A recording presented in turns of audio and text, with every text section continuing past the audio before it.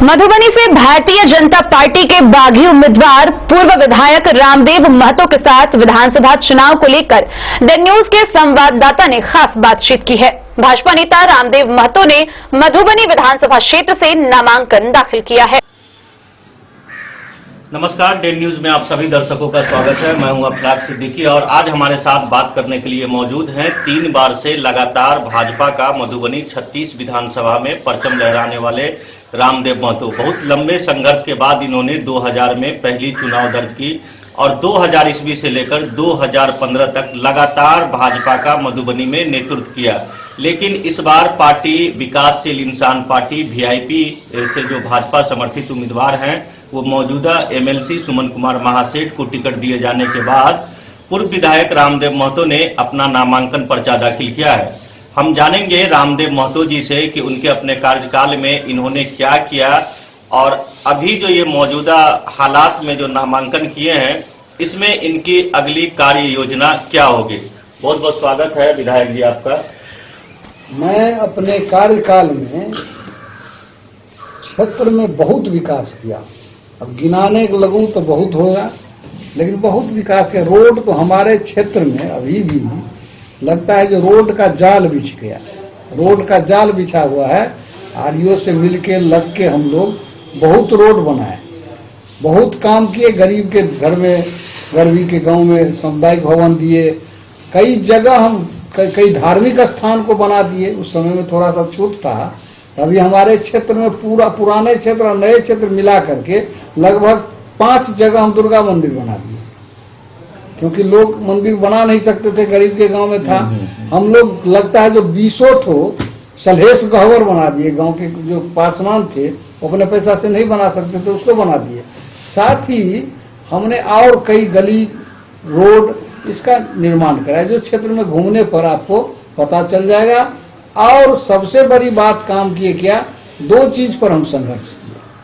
हमारे इस क्षेत्र में, इस जिला में 2 बात आवश्यक है। ये दोनों बात काम हो जाए तो यहाँ का लोग खुशहाल हो जाएगा।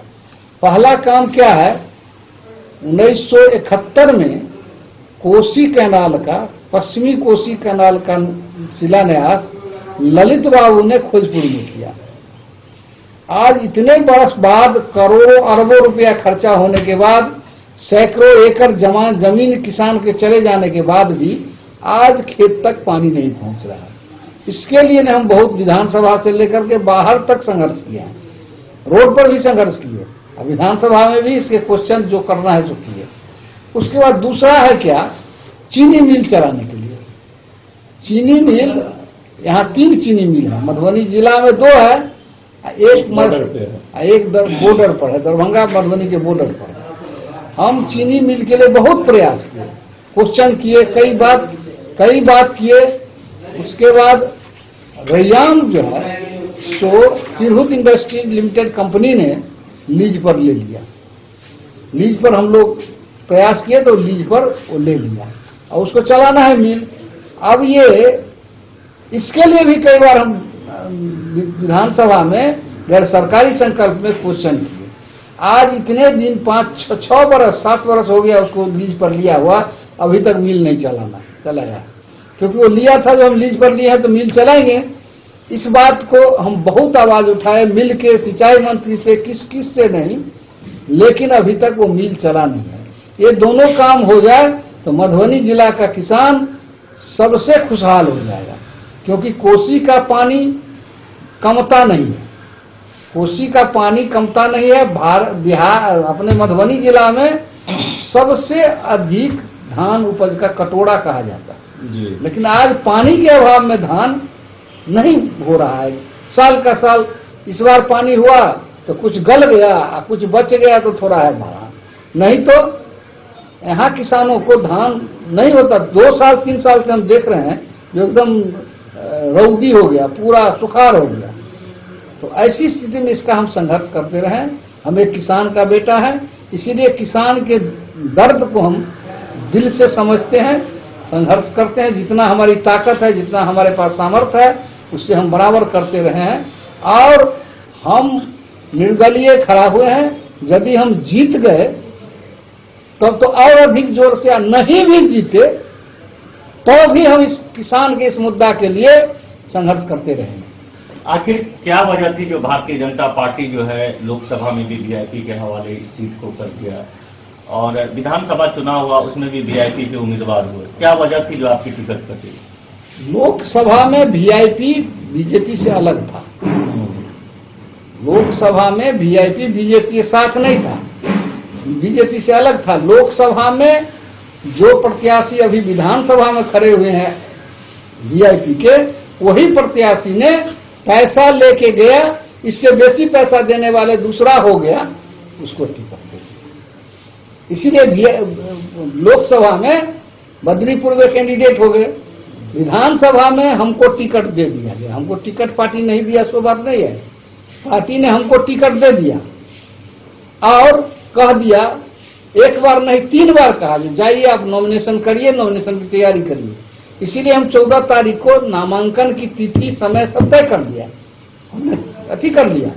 लेकिन अंतिम क्षण में यदि वीआईपी आ गया, पहले तो वीआईपी आरजेडी के साथ था, उसमें झंझट करके आ गया एनडीए के अलायंस में। एनडीए के अलायंस में ये साजिश थी, जो आदमी ने लोकसभा में ये काम किया वही आदमी ने वीआईपी में डलवा के और वीआईपी से टिकट लेके हमारा टिकट काट।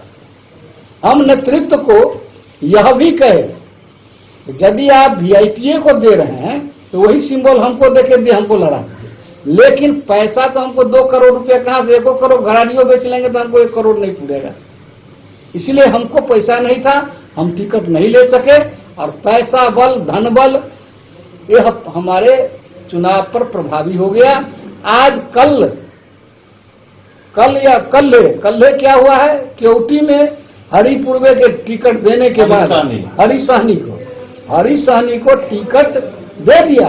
टिकट लेके आए तो दरभंगा में बड़ा भारी जुलूस निकला, ढोल ताशा बजा। वो टिकट लेके आए, नॉमिनेशन की तैयारी कर रहे थे, लेकिन कल क्या हुआ तो वो सीट उसके हाथ से छीन के गरीब मलाह का बेटा उसका टिकट छीन लिया और एक धन्ना सेठ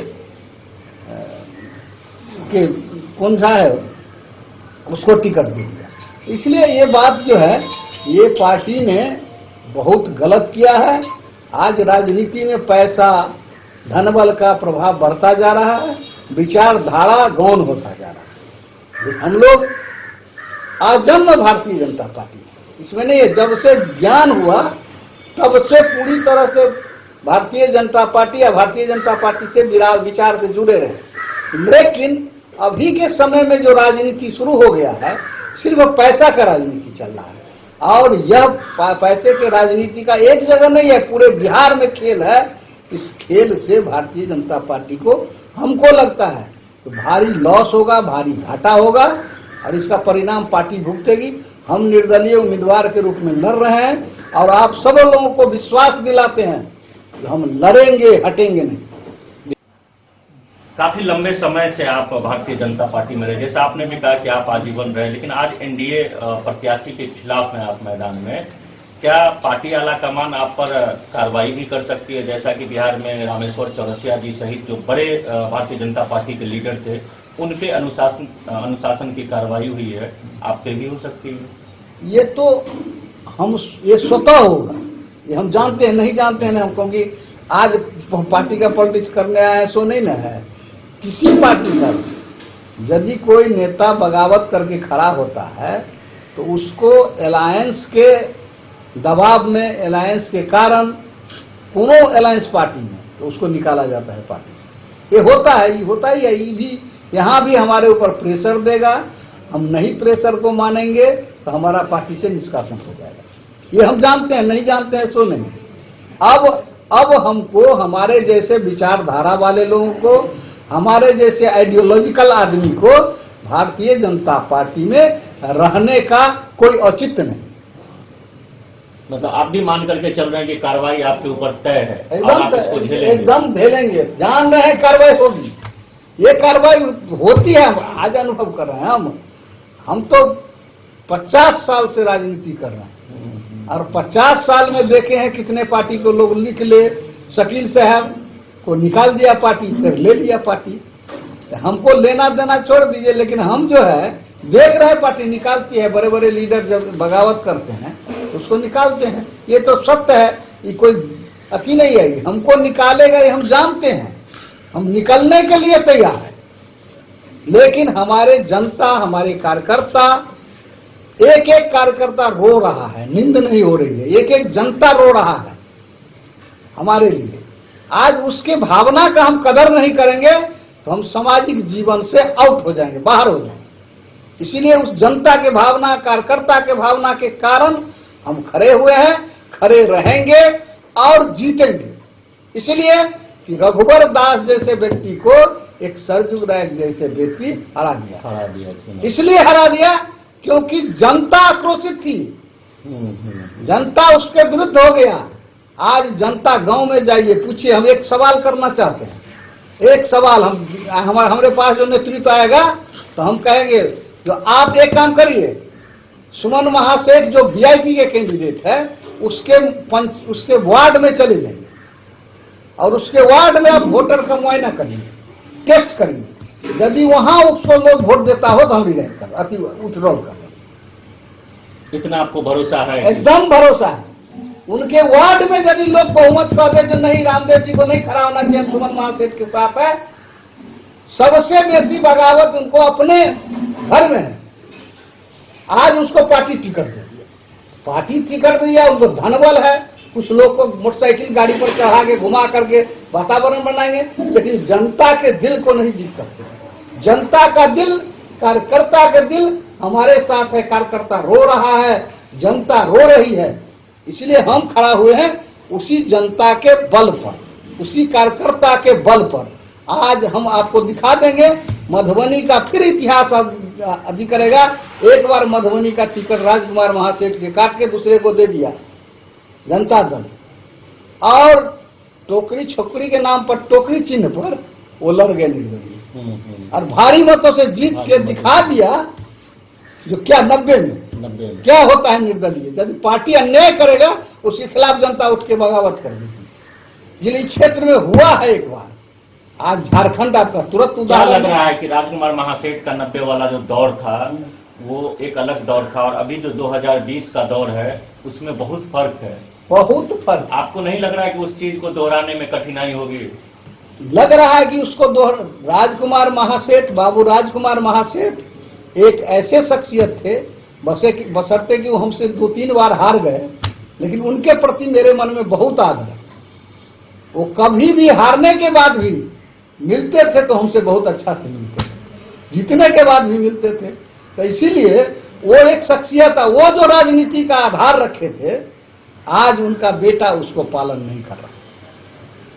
आज राजकुमार महासेठ जी रहते तो आज वो घर घर के, वो भी घर घर के लोग के प्रिय, लेकिन उनका लड़का जो है, जाइए क्षेत्र में देखिए, कहे कोई अबे नहीं किया, कहाँ चला गया विधायक, हम लोग को मिलता ही नहीं है, कोई किसी गांव में नहीं, किसी बड़ी विरोध उनका भी हो रहा है। इसीलिए इसको जो है एक तीसरी बात कहना चाहते हैं, जो ये पूंजीपति आदमी जो है यही सब राजनीति करेगा। राजकुमार महासेठ का लड़का समीर महासेठ, धन्ना सेठ, ये खड़ा हुआ आरजेडी से। अरविंदपुर में ये भी अरबपति, ये खड़ा हुआ लोजपा से। वीआईपी का टिकट खरीद के खड़ा हुआ सुमन महासेठ वीआईपी। तो क्या और के बेटा का और लोगों का राजनीति करने का कोई हक नहीं है, कोई औकात नहीं है। आज जिस प्रकार से मधुबनी में राजनीति का दौर चल गया है, कोई गरीब का बेटा, कोई किसान का बेटा, कोई मजदूर का बेटा, कुछ नहीं हो सकता। ये वातावरण इतना विषाक्त हो गया है राजनीति का, तो हमको दुख हो रहा है। जो 40 साल 50 साल जिस भारतीय जनता पार्टी के विचारधारा के साथ हम समर्पित भाव से काम किए, आज उसको बाजार में बेचा जा रहा है। सबसे शर्मनाक बात यही है, विचारधारा को बाजार में बेचा जा रहा है। आज राजनीति, वो किसने टिकट खरीद किया है? क्योंकि उनको जो है सो भारतीय जनता पार्टी के विचार का खरीदना है। कोई चाहेगा, कोई कहे आता है विचारधारा जो है बीजेपी का, उसको हम मार्केटिंग कर लें, खरीद लें, उस विचारधारा के आधार पर हम चुनाव लड़ लें, जीत के जाए, जहन्नुम में जाए जनता। इसलिए ऐसा होता है और ये वातावरण बहुत खराब है। अब इस कगार पर ये चला गया है, यदि उसका हमारे जैसे व्यक्ति विरोध नहीं करेगा तो ये बढ़ता जाएगा। मैं जयप्रकाश नारायण आंदोलन से जुड़ा हुआ हूं, लाठी खाया हूं, जेल गया हूं, जेकी मूवमेंट में। आज वो जो हमारा संघर्ष का गति है वो हमको जागृत कर दिया, हमको लड़ने के लिए मजबूर कर दिया। इसीलिए हम आपको वादा करते हैं, सब जनता से वादा करते हैं, जो हम नॉमिनेशन किए हैं हम लड़ेंगे और जनता के दरबार में अपनी हाजिरी देंगे। हम उनके पांव दाढ़ी गोर पकड़ेंगे और हमको जनता समर्थन देगी, हमको पूरा विश्वास है। लोगों में भरम है कि आप बैठ जाएंगे पार्टी की कार्रवाई जब होगी, तो संक्षेप में बताइए। बैठ जाएंगे, कैसे बैठ जाएंगे? हम बैठेंगे, हम कि कोई तीसरा आदमी बैठेगा? नॉमिनेशन वापस हमारा कौन लेगा? आप स्वयं लेंगे? स्वयं लेंगे ना। तो दिए कोई आएगा, ऊपर की कोई ताकत आएगी, कुछ प्रलोभन देगा, हमको जीवन में अब और बहुत नहीं लेना है, बहुते मिल गया। नहीं बुझे? बहुत मिल गया। 15 साल विधायक लगातार रहे, अब क्या लेंगे? हमको मना लेता पार्टी, रामदेव जी इस बार आप छोड़ दीजिए, फलना कार्यकर्ता लड़ेगा, हमको कोई दुख नहीं होता। लेकिन आज इसमें इस समय में भी भाजपा अपना सिंबल लेके पार्टी को दे देता है, पार्टी खड़ा करता, तो हमको इसमें भी विरोध नहीं। लेकिन आज क्या हुआ? हमको नॉमिनेशन के लिए कह दिया और उसके बाद भी जैसे थाली परस के छीन लिया। कार्यकर्ता एकदम पूछ गए, हम मीटिंग किए, सब जगह कहे भाई नॉमिनेशन करेंगे 14 तारीख को। एक का एक आया, ये टिकट तो उड़ के चला गया वीआईपी में। ये कष्ट हमको ही नहीं है, भारतीय जनता पार्टी के एक एक कर्ता समर्थक का, एक एक जनता। और इतना बात पूछ लीजिए, हमारे अकलियत भाई जो हैं, हमको वोट कुछ देते थे नहीं देते थे, लेकिन यहाँ के मुसलमान हमको बहुत प्यार करते थे, बड़ा आदर करते थे, क्योंकि हम जो 15 वर्ष रहे हैं, हमारा कोई भी ऐसा काम नहीं हुआ जो मुसलमान अकलियत भाई के खिलाफ हो। उनको जो भी आवश्यकता हुआ, जो दे सकते हैं, हम उसका काम किया। इसलिए आज मुसलमान भाई भी आज हमारे लिए हमको फोन करता है, हमको कहता है जो आप रामदेव जी आपके साथ हम लोग। अब भगवान क्या करे नहीं कह सकते हैं हम, लेकिन हमारा विश्वास है कि इस बार हमको मुसलमान का वोट भी अच्छी संख्या में प्राप्त होगा। Bureau report, Madhubani.